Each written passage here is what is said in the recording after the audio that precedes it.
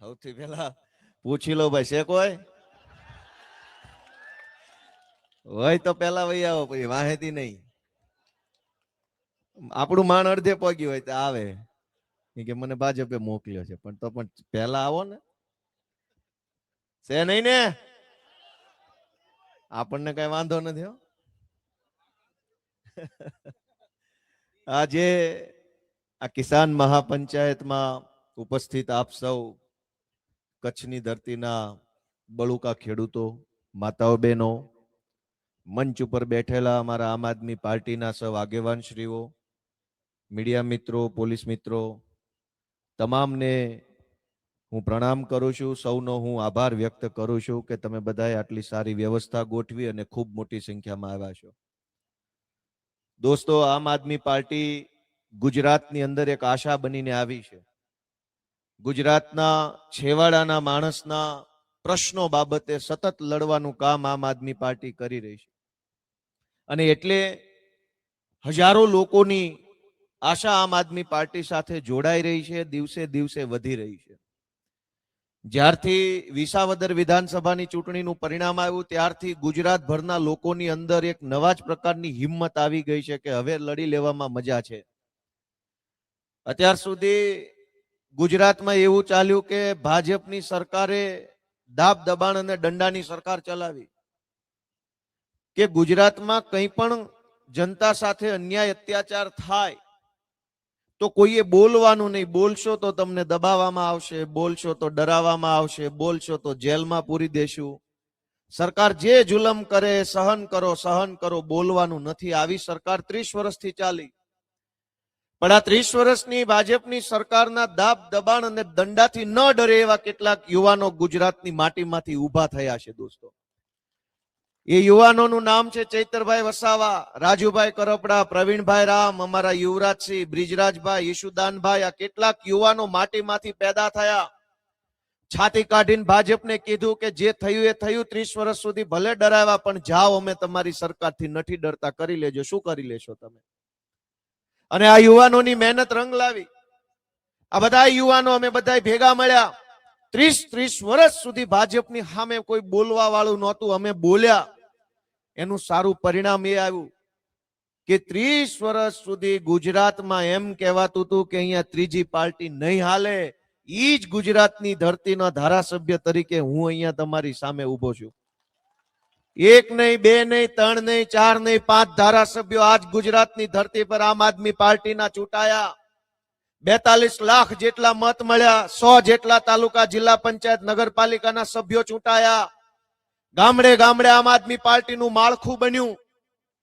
જે ભાજપ વાળા એમ કહેતા હતા કે અહીંયા ત્રીજો પક્ષ નહીં ચાલે, એ ગુજરાતમાં ત્રીજો પક્ષ દોડવા લાગ્યો છે. દોસ્તો, આ સૌથી મોટી તાકાત ઉભરીને આવી છે. અને આ તાકાત ઉભી થઈ તો કોના માટે? આજ આમ આદમી પાર્ટીની ગુજરાતમાં તાકાત બની તો કોના માટે? યુવરાજસિંહભાઈ લડે તો યુવાનો માટે, ઈશુદાનભાઈ કે રાજુભાઈ કરપડા લડે તો ખેડૂતો માટે, સામાન્ય માણસો માટે, ગરીબ માણસો માટે, સરકારી કર્મચારીઓ માટે, બધાય માટે લડે એવા આગેવાનો આમ આદમી પાર્ટીમાં છે. અમારા પ્રવીણભાઈ રામ આશા વર્કર બહેનો માટે, આંગણવાડીની બહેનો માટે, એલઆરડીની બહેનો માટે અનેક લડાઈઓ લડવાનું કામ પ્રવીણભાઈ રામ કરે છે. દોસ્તો, આપણા માટે એ ગર્વની બાબત છે કે જનતા માટે લડવા વાળા લોકો આપણી વચ્ચે છે. સૌથી મોટી બાબત છે આજની તારીખમાં. રાજનીતિમાં જે લોકો આવે છે, અમે આવ્યા, હું પેલા હતો પોલીસમાં, એમાંથી આવ્યો આમાં. મેં જોયું છે કે જે લોકો રાજનીતિમાં આવે છે એ કરોડપતિ થઈ જાય છે, ખૂબ કમાય છે, મોટા નેતા થઈ જાય છે. જનતાનું એને કશું જ પીડા નથી દેખાતી.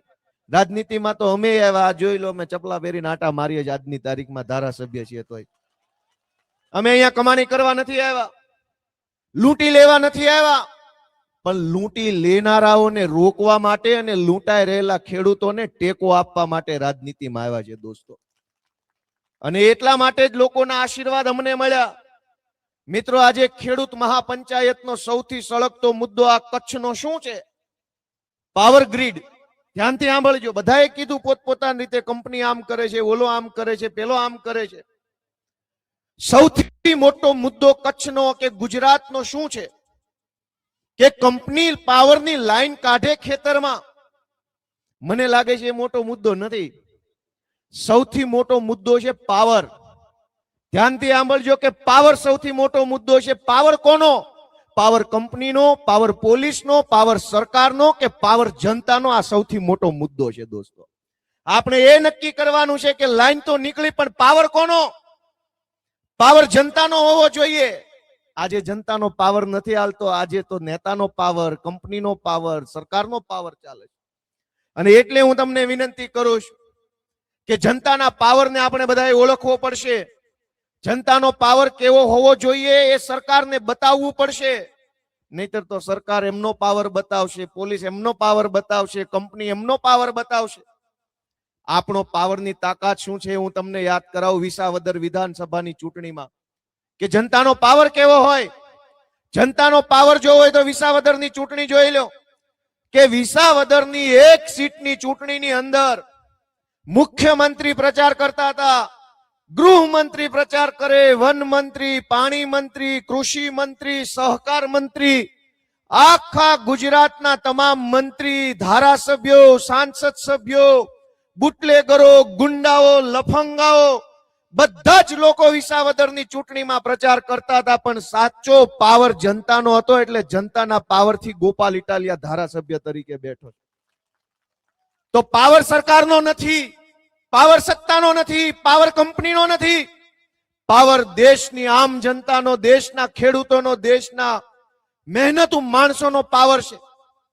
પણ આપણે આપણો પાવર ભૂલી જઈએ તો, જનતા પોતાનો પાવર ભૂલી જાય તો કંપની એનો પાવર લઈ આવે, સરકાર એનો પાવર લઈ આવે, પોલીસ એનો પાવર લઈ આવે. હું એમ તમને વિનંતી કરવા માટે તમારા દીકરા તરીકે આવ્યો છું કે જનતા પોતાના પાવરને ઓળખે કે જનતામાં કેવડી તાકાત છે. આજથી ઘણા વર્ષ પહેલા 2017માં ગુજરાતની વિધાનસભાની અંદર જવાનો મારી ઉપર પ્રતિબંધ હતો. ગુજરાતની વિધાનસભાના મેઇન ગેટની અંદર હું નતો જઈ શકતો. મારું નામ લાલ લીટીમાં લખેલું. મેઇન ગેટ ઉપર જઈએ એટલે કોમ્પ્યુટરમાં ગોપાલ લખે એટલે તરત કહી દે ના પાડી છે, તમને અંદર નથી જવા દેવાના મેઇન ગેટથી.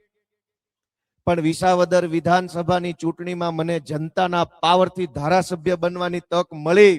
અને ધારાસભ્ય તરીકે જ્યારે હું પહેલી વખત વિધાનસભામાં શપથ લેવા ગયો તો મેઇન ગેટ ઉપરથી લઈને છેક અધ્યક્ષ સાહેબની ચેમ્બર સુધી વાજતે ગાજતે ઢોલ નગારા, કેમેરા, સિક્યુરિટી સાથે મને લઈ ગયા.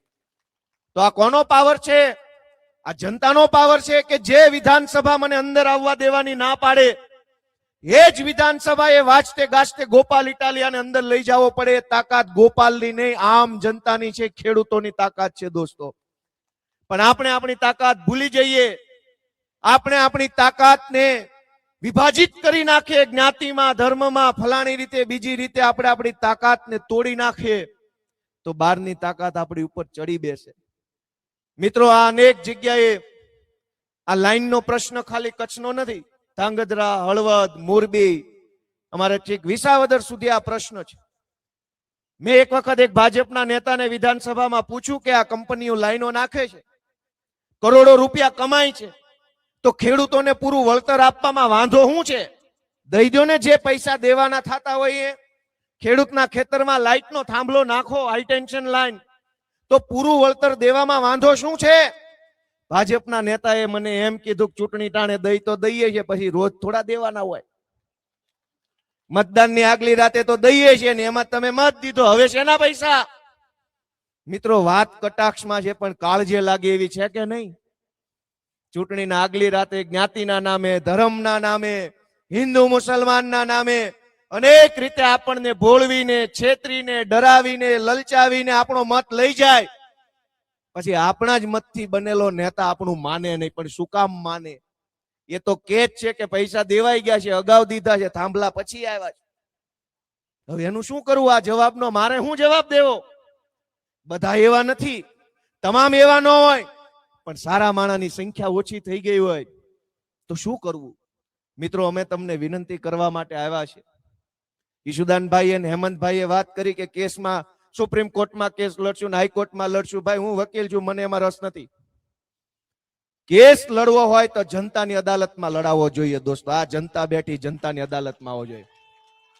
આપણી પાસે બે અદાલત છે દોસ્તો, એક છે સરકારે બનાવેલી અદાલત અને એક જનતાની અદાલત. સરકારની અદાલતમાં તો 50 વર્ષે ચુકાદો આવે ત્યારે ત્રીજી પેઢીના છોકરા આવી ગયા હોય, આપણે વધ્યાય નો એવો ચુકાદો જોઈએ નહીં. અહીંયા તો અત્યારે જ કેસ મૂકો ને કાલ ચુકાદો આવવો જોઈએ. આવે છે ફેબ્રુઆરીમાં ચૂંટણી, જનતાની અદાલતમાં કરો ચુકાદો બધા ભેગા મળીને. હવે સુપ્રીમ કોર્ટ ને હાઈકોર્ટ ને એ તો સરકારી વકીલ ને સરકારી પોલીસ ને સરકારી માણસો, ભાઈ એ તો બધું એનું. તો ચુકાદો આપણા તરફેણમાં નો આવે, એ તો એની તરફેણમાં આવે. આપણો ચુકાદો લેવો હોય તો કેસ જનતાની અદાલતમાં 2027માં આવવાનો છે ને. એક બાજુ વકીલ તરીકે આ પાર્ટી ઊભી છે ને એક બાજુ ગુનેગાર તરીકે બીજેપી પાર્ટી ઊભી છે. અને તે દિવસે આ જનતાની અદાલતમાં ચુકાદો થવો જોઈએ પરફેક્ટ. પણ જનતાની અદાલતમાં જો ચુકાદો નબળો આવશે તો પછી સરકારની અદાલતમાં હારા ચુકાદા કોઈ દી નો આવે. એ તો સરકારની અદાલત છે, જનતાની થોડી છે. 2022ની ચૂંટણીમાં જનતાની અદાલતમાં ચુકાદો આવ્યો બીજેપી નો. બીજેપીની અદાલતમાં તમારો ચુકાદો ક્યાંથી આવે? તમારો ચુકાદો લાવવો હોય તો સરકારની અદાલત ઠીક છે, જનતાની અદાલતમાં ન્યાય થવો જોઈએ. મિત્રો, ન્યાય થશે કે નહીં થાય કયો તો ખરા.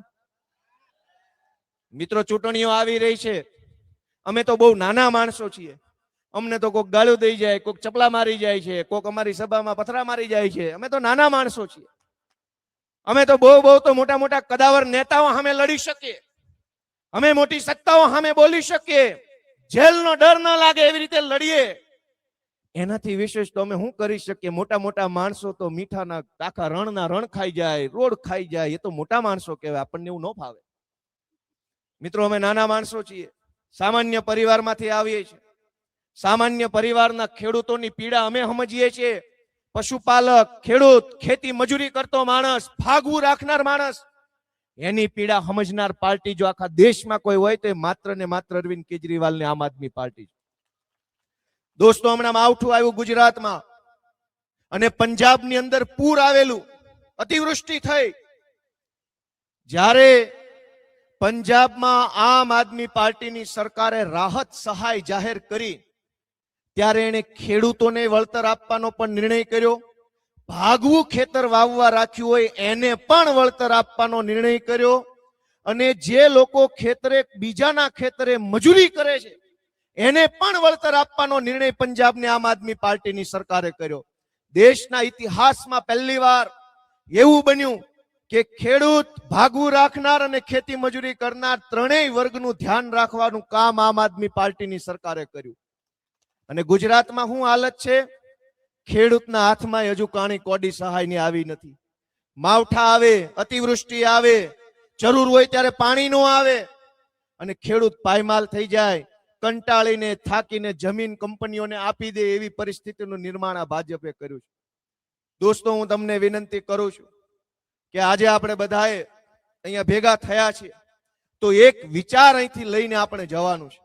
અને એ વિચાર એવો છે કે ગુજરાતની અંદર હવે તો પરિવર્તન સિવાય બીજો કોઈ વિકલ્પ વધ્યો નથી. પરિવર્તન થશે તો જ આગળના દિવસો સારા આવવાના છે. 30 વર્ષ થઈ ગયા મિત્રો, વિકાસની વાતો થઈ રહી છે કે બહુ વિકાસ થયો, બહુ વિકાસ થયો. હું તમને યાદ કરાવું કે એક જમાનામાં કચ્છના જખો બંદરથી કે માંડવીથી કે કંડલા બંદરથી આજથી 100-150 વર્ષ પહેલા વિશ્વ વેપાર થતો હતો. અહીંથી માણા બોટમાં બેસીને ત્યાં બીજા દેશોમાં જઈને વેપાર કરતા.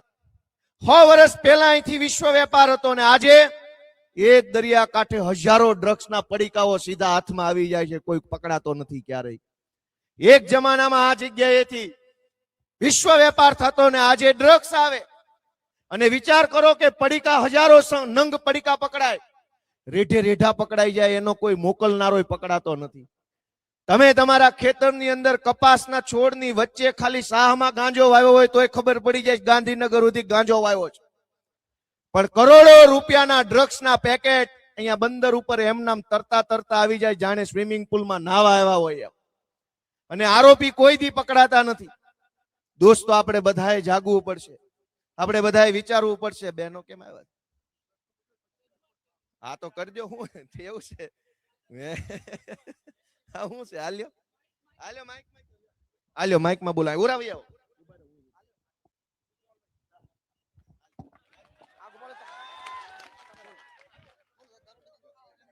કયો માઈક માં કયો, જે કઈ કહેવાનું કયો. હા હું છું, કયો. અમારે આજુમાં દારૂ બહુ છે. હાલે. દારૂ છે આજુમાં બહુ. દારૂ કઈ દારૂ જગ્યાએ, બહુ હોય. કઈ જગ્યાએ? આજુ આધોઈ. રામજીપીર દારૂ. વાસમાં. બહુ દારૂનો ત્રાસ છે મારા ગામમાં. બહુ છે રે. બહુ ત્રાસ બેનજીપીર બાઈ જાય છે નથી મારે. ઘીના બાને ઘરો ઘર દેવા આવે છે. 20 વર્ષના 22 વર્ષના છોકરા અમારા મરી ગયા છે. કોઈ ધ્યાન દેતું દારૂ નથી. બંધ કરવો છે બીજો કઈ હપ્તા લે છે ને દારૂ દેવા આવે છે ઘરો ઘરો ઘર. ઘર દઈ જાય. વાહમાં પણ વેચવા દઈ જાય છે. બહુ ત્રાસ છે મારા અમારે આદોઈમાં. બેન દીકરી ને બાઈ જાય જ નહીં ક્યાંય. બહુ ત્રાસ છે રાત થઈ જાય મારા બહાર ન જાય ક્યાંય. દારૂ બંધ કરાવો એટલે બસ બહુ ત્રાસ છે તમારે મારા જોડાવાય પડ્યા છે બહુ ખૂબ તમારો આભાર બોલો બોલો, જે કઈ કહેવાનું હોય કયો. એટલે કયો. નમસ્તે હા સાહેબ, હા હું વાડિયા ગામની છું. હા. અ, ના ના બોલવા દો ભાઈ વચ્ચે. હાલો કાઈ વાંધો કાઈ. આપ. ના ના કાઈ ભલે બોલો ભાઈ. દારૂની શું રજૂઆત છે, કયો કોને કહેવાનું? હાલ. છે ગોપાલભાઈ કોઈ ધ્યાન આપતું નથી ધ્યાન અમારા આદોઈ ગામમાં બહુ ત્રાસ આપે દારૂ વાળા બહુ જ ઘરો ઘર દેવા આવે છે દારૂ વાળા કોઈ અમારો સાંભળતો નથી નાના છોકરા દારૂ પાય છે છોકરાને ભેગા કરી અને વાહમાં આવીને વેચે છે અને ઘરો ઘર બાઇકમાં લઈને ફરે છે વાહમાં આને કોઈ આને સપોર્ટ કોણ આપે છે? સપોર્ટ આપે ઈ કોઈ અમારો સાંભળતો જ નથી બહુ કોઈ કાપતા હશે ને એના કોક બરાબર હોય તો હા પોઈન્ટ છે કોઈ સાંભળતો નથી આદોઈમાં બહુ ત્રાસ છે જૂનાગઢ વાસ રામજી શાયજી સમા અને પછી આ સંજયભાઈ બાબતે અને મને ખૂબ સાથ આપ્યો સાથે એને આપ્યો હતો અને ખૂબ એનો આભારી છું ઈ મારા ભાઈબંધીને મારા ભાઈબંધીને મારા સાથે ઉભા રહ્યા અને હજી તમને વિનંતી કરું છું કે મહેરબાની કરીને હવે સાથે ઉપર આવો ઉપર જઈને કેવું? હાલો ઉપર જઈને કહેજો. હાલો આવી જાવ ઉપર આવી જાવ. હાલ ઉપર લઈ જાઓ. હાલ. પ્લીઝ સૌને વિનંતી કે બધા પોતપોતાના સ્થળ ઉપર સ્થાન ઉપર બેસી જઈએ. હજી આપણી સભા ચાલુ જ છે. મંજુબેન જે બધા બેસી જાજો. વાંઢિયાના છે તમામને વિનંતી છે, તમામ બેસી જાવ. અને મણિબેનનો જે પ્રશ્ન હતો એમાં હું મોરે હતો. મંજુબેનને વિનંતી કરું. ગોપાલભાઈ સમાજ આવું છું. આ મંજુબેન છે વાંઢિયાના પીડિત છે, જે બહેનો પર અત્યાચાર થયા એ બેન છે, એમને બોલાવવાના હતા પણ છેલ્લે પણ આ વચ્ચેથી થઈ ગયું. વાંધો નહીં, સમાજ આવું. જય માતાજી બધાને. જી વાંઢિયામાં આજ 3.5 મહિના થયા અમારા ઉપર ખૂબ અત્યાચાર કરે છે પોલીસ ભાઈઓ. જી અણદાણીના ગુલામ કહી તો ગુલામ અને અહીંયાના માણસો કહી તો માણસો અમારા ઉપર ખૂબ અત્યાચાર કરે છે. ઈ તો ઠીક કે ખેતરમાં તો ડહેડી જાય અને પોલીસ બસમાં નાખે છે, પણ થોડા દિવસો પહેલા અમારા ઘરમાંથી પણ અમારા ભાઈઓને ઘસાડીને ઘરમાંથી પણ લઈ ગયા. શું આવું અમે કોઈ અપરાધ કર્યો છે? બોલો, અપરાધ કર્યો છે અમે કોઈ? શું અમે કોઈ આદિવાસી નથી, આતંકવાદી નથી તે કોઈ અમને ઉપાડી જાય? અમે અમારા હક માટે લડીએ છીએ છતાં અમને ઉપાડી જાય છે. અને ધારાસભ્યના પુત્ર મંચ ઉપરથી બોલ્યા કે ખેડૂત ભાઈ અહીંયાની બેન દીકરીઓને 5-25 લાખ માટે આગળ કરે છે. શું એને બોલવાનો અધિકાર હતો? કેમ બોલ્યા? હવે અવાજ તો અમે ઉઠાવશું કે તમે શું અમાને બોલો છો. આવો અમે આવા જવાબ અમે દેશું.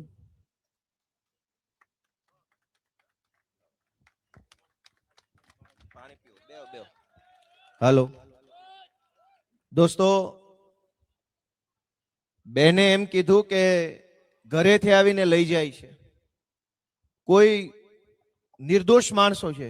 કેટલાક બહેનોએ કીધું કે દારૂ વેચાય છે આધોઈમાં અને 20-20 વર્ષના છોકરાઓ બેમોત મર્યા છે દારૂના દૂષણના કારણે. અને દારૂ વેચનારા, દારૂનું દૂષણ ફેલાવનારા તો ક્યાંય ગુજરાતમાં પકડાતા નથી, પણ ખેડૂતો જ્યારે પોતાની જમીન માટે થઈને લડાઈ લડે છે ત્યારે ખેડૂતોને, એમના પરિવારના મહિલા સભ્યોને અડધી રાત્રે ઘરેથી ઉઠાવી અને જેલમાં પૂરી દેવામાં આવે છે. દોસ્તો, આ બાબત ઉપર મારે એટલું જ કહેવું છે કે ફરી એક વખત આપણે વિચારવું પડશે કે પાવર કોનો? પાવર પોલીસનો, પાવર ધારાસભ્યનો, પાવર સરકારનો કે પાવર જનતાનો? એ નિર્ણય આપણે આજે જ અહીંથી લેવો પડશે દોસ્તો. અને તમારું મન એમ કહે કે પાવર જનતાનો, તો થઈ જાવ પાવરફુલ, લડાઈ લડવા માટે આગળ વધો કે હવે જે થશે એ જોયું જશે, 1000 હાથ વાળો નક્કી કરે થશે, પાછું પગલું નથી ભરવાનું. દોસ્તો કરીને કરી શું લેશે? આપણને જેલનો પોલીસનો ડર બતાવે. હું જયારે નવો રાજનીતિમાં આવ્યો તો મારા ઉપર ધડાધડ એફઆઈઆર એટલી બધી એફઆઈઆર થઈ, 15 જિલ્લાની જેલમાં નાખ્યો મને અલગ અલગ સમયે. મેં કાળજું કઠણ કરી લીધું કે હવે જોઈ લઈએ તમારી જેલની દિવાલો મજબૂત છે કે અમારા કાળજા મજબૂત છે, જોઈ લેશું ભાજપ વાળાઓ.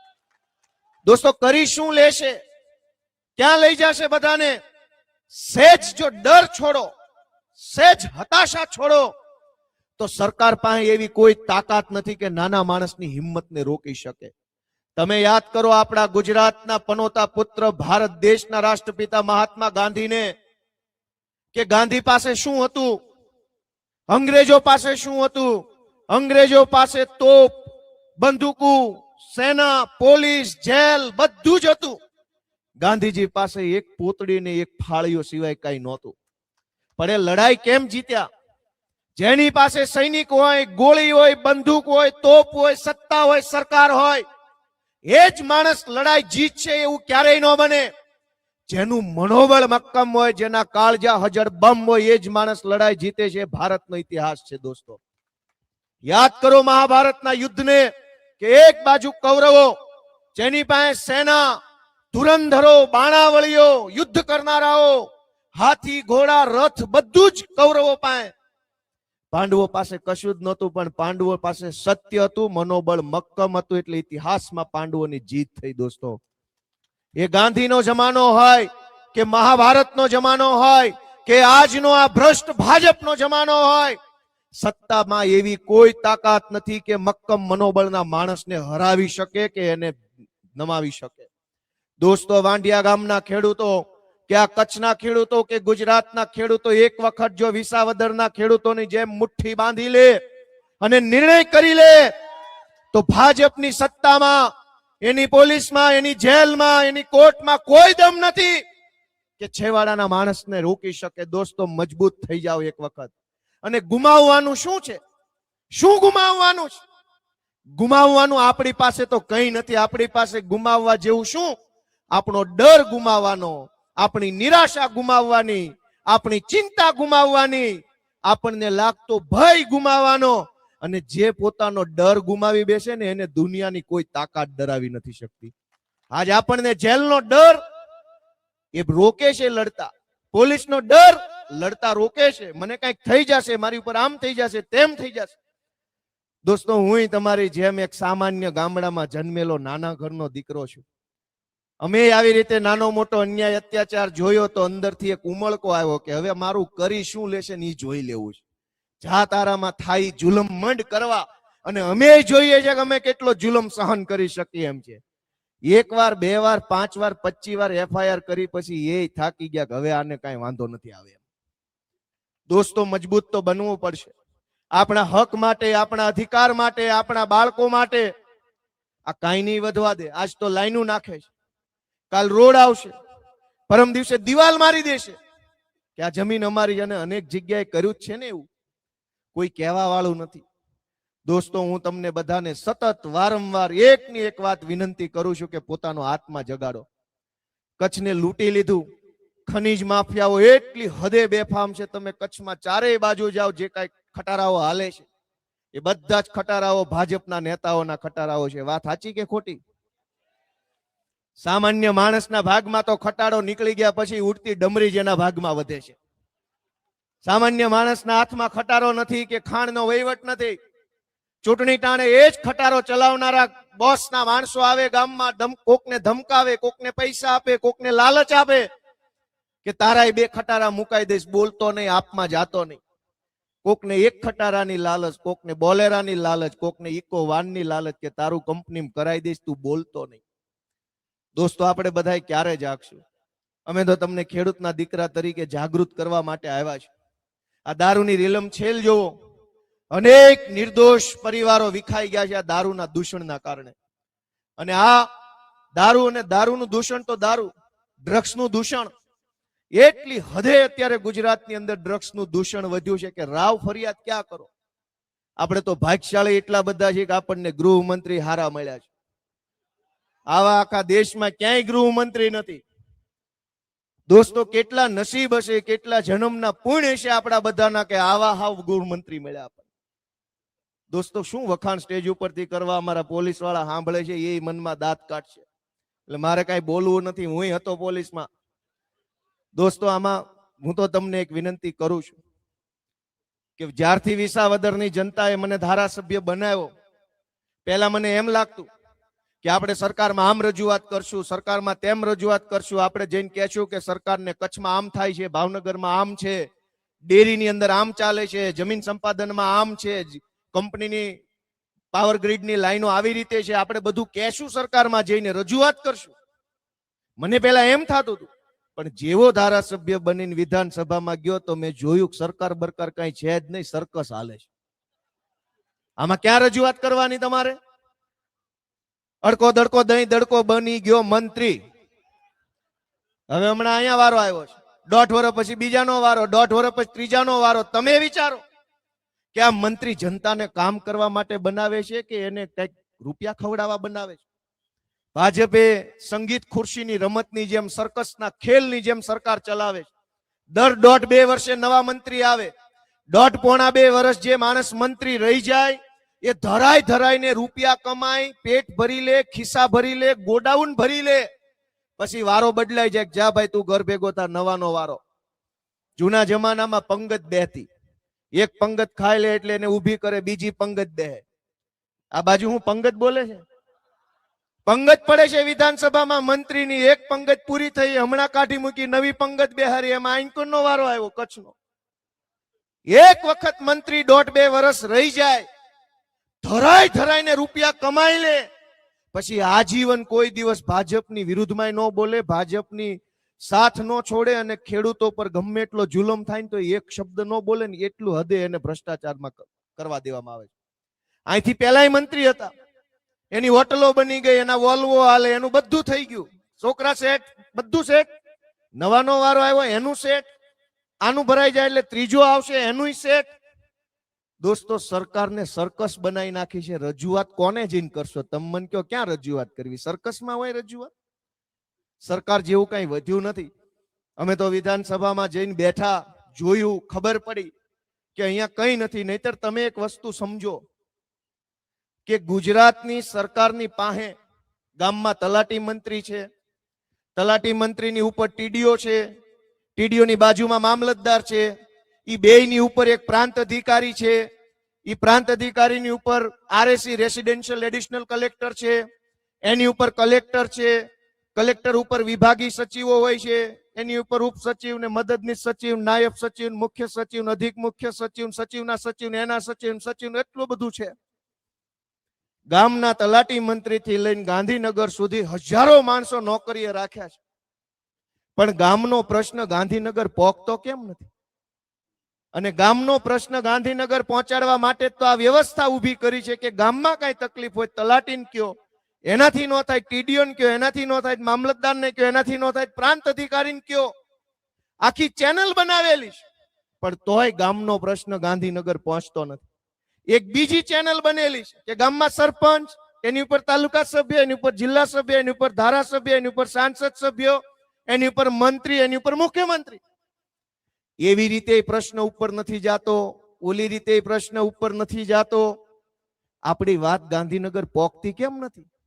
આટલા બધા માણસો, અડધાને પગાર ઉપર રાખ્યા છે, અડધાને ચૂંટણી જીતાડીને રાખ્યા છે, હજારો માણસો આવી રીતે છે, તોય ગામડાના માણસની વેદના ગાંધીનગર પહોંચતી કેમ નથી એ વિચારવાનું આપણે બધાય છે. તમે ગામમાં મેં કીધું એમ કપાસના 2 સાહની વચ્ચે ગાંજો વાવ્યો હોય તો ગાંધીનગર વાત વહી જાય છે. તો ગાંધીનગર વાત પોગી જાય છે કે ભાઈ કચ્છના ફલાણા ગામના ખેડૂતના ખેતરમાં ગાંજો છે. પણ એ જ ખેડૂતના ખેતરમાં કપાસ કે એરંડા નિષ્ફળ જાય, પાક બરબાદ થઈ જાય, તો ગામના મંત્રી સુધી વાત પોગતી નથી, તલાટી સુધી. ગાંજો વાવો તો ગાંધીનગર ડોલે, અને કપાસ વાવો તો પંખે લબડવાના વારા આવ્યા છે. દોસ્તો કઈ પરિસ્થિતિ છે એને આપણે બધાએ વિચારવું પડશે. મેં તમને કીધું એમ અમે બધા નાના માણસો છીએ. અમે લાગણીથી વેદના લઈને રાજનીતિમાં આવ્યા, કઈ કમાઈ જવા નહીં. અમને એક પીડા છે કે આ અમારા ખેડૂતોનું, આ અમારા ગુજરાતનું શોષણ કરી રહેલા ભાજપ વાળાને ભગાડવા છે અને ત્યાં સુધી ભાગે નહીં ત્યાં સુધી લડી લેવું છે, એ વેદના લઈને આવ્યા છે.